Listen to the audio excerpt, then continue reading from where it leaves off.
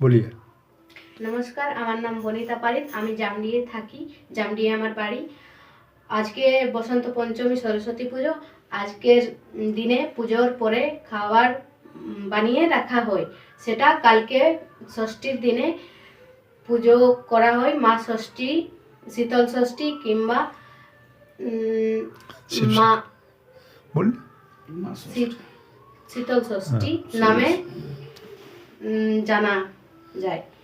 তার পুজো করে আশেপাশের কুটুম বন্ধুকে ডেকে খাওয়া দাওয়া করা হয়।